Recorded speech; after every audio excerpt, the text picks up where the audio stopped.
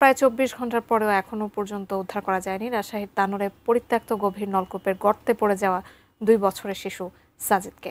ঘটনাস্থল থেকে বিস্তারিত জানিয়েছেন সহকর্মী বুলবুল হাবিব। কাল ১টার সময় এই তানোর উপজেলার পাচন্দর ইউনিয়নের কোয়েলহাট পূর্বপাড়া গ্রামের এই মাঠটিতে, এই ফসলের মাঠের যে পিছনে গর্ত রয়েছে, গভীর নলকূপের গর্ত, সেখানে আসলে ২ বছরের শিশু সাজিদ গর্তে পড়ে যায়। তারপর থেকে আসলে এখানকার ফায়ার সার্ভিস উদ্ধার তৎপরতা শুরু করেছে, স্থানীয় ফায়ার সার্ভিস। এরপরে রাজশাহী জেলা ইউনিট, চাঁপানগঞ্জ ইউনিট এসে সে উদ্ধার তৎপরতায় যুক্ত হয় এবং স্থানীয় পুলিশ প্রশাসন তারা কিন্তু আসলে পুরো বিষয়টি তদারক করছে এবং সর্বোচ্চ গুরুত্ব দিয়ে আসলে এই শিশু সাজিদকে উদ্ধারের তৎপরতা চালাচ্ছে। আরএফএল অডিটর, বাঁকা হয় না, ফাঁকা হয় না, আর ভাঙা এক কথায় অসম্ভব।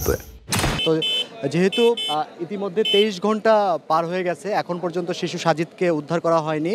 তো যেহেতু কালকে এই ভেকু মেশিন দিয়ে এখানে উদ্ধার তৎপরতা চালাচ্ছিল এবং এখন পর্যন্ত আমরা দেখেছি যে যে পাইপটি রয়েছে সেই পাইপটিকে আসলে প্রায় ৩৫ থেকে ৪০ ফিট পর্যন্ত গভীরে গেছে। আসলে সেখানে গিয়ে ফায়ার সার্ভিসের যিনি উপপরিচালক রয়েছেন রাজশাহী অঞ্চলের, তিনি বলেছেন যে সেখানে গিয়ে পাইপটা আটকে গেছে। তো ধারণা করছেন যে সেখানে হয়তোবা কোনো কিছু থাকতে পারে, এমনটি ধারণা করছে। সে কারণে এই ভেকু মেশিন দিয়ে আবার মাটি কেটে এই জায়গাটাকে প্রশস্ত করা হচ্ছে এবং যাতে কারণ যে গভীরে আবার খনন করা হবে, যে গভীরে যাবে, তো তার জন্য যে জায়গাটার ক্ষেত্র তৈরি করতে হবে, প্রস্তুত করতে হবে, সেই কাজটা আপাতত এখন করছে হলো ভেকি মেশিনের সাহায্যে। এখন পর্যন্ত ৩৫ ফিট গভীরের মধ্যেও শিশু সাজিদকে পাওয়া যায়নি। এখন এ বিষয়ে আসলে সর্বশেষ বিষয়টা আমরা